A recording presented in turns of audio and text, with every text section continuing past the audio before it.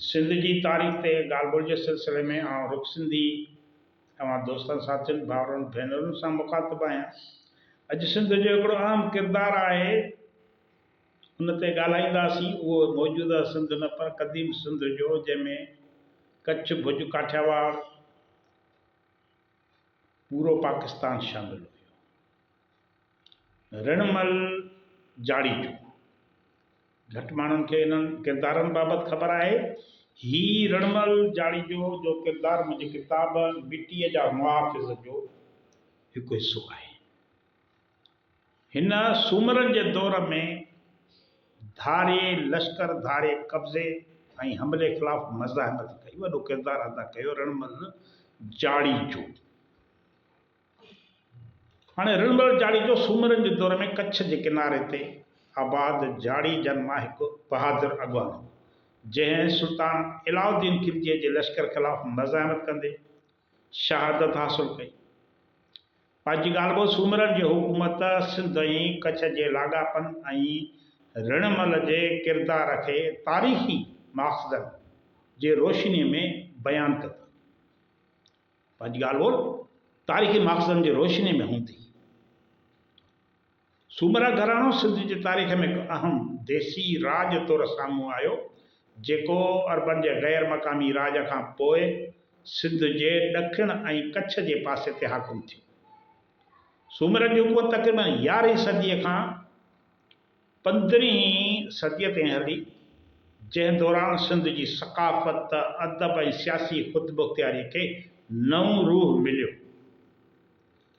Mirza कलील bag लिखे थो त सूमरा असुल राजपूत हुया, जेकी बाद में मुसलमान थिया ऐं संदन हुकूमत ख़ासि तौर ते ॾखिण सिंध ऐं कच्छ जे इलाइक़नि ताईं महदूद हुई।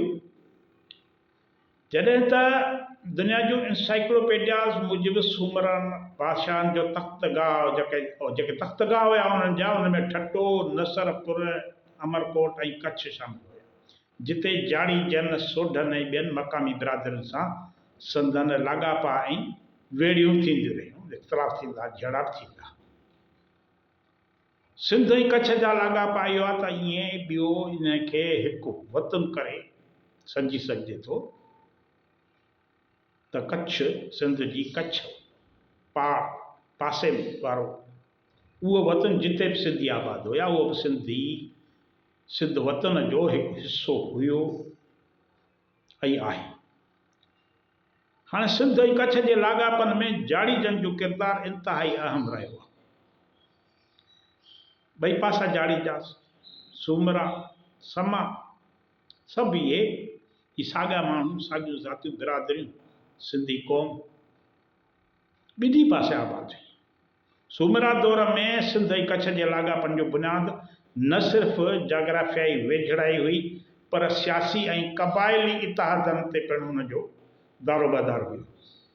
जाड़ी जन, सोढन ऐं ॿियनि क़बीलनि कच्छ जे सरहदुनि ते सूमरनि जे हाकमियत जी हिमायत कई, पर जॾहिं धारियनि लश्करनि, ख़ासि तौर ते दहिलीअ जे सुल्तान अलाउद्दीन खिलजीअ जे लश्कर सिंध ते हमला कया, तॾहिं कच्छ जे सिंधियई क़बीलनि सिंधियुनि सिंध सां मुतहद थी मज़ाहिमत जो अलम बुलंद कयो।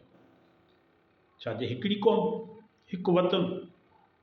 रिणमल जाड़ी जो इन मज़ाहिमती रवायत जो निभाईंदो हो, जंहिं ॼाम अबड़े खे नाप मोकिलियो त आउं तुर्क लश्कर खे साम्हूं थियां थो, जेसिताईं दम हूंदोसि ताईं खेनि तो ताईं पहुचणु न ॾींदुसि।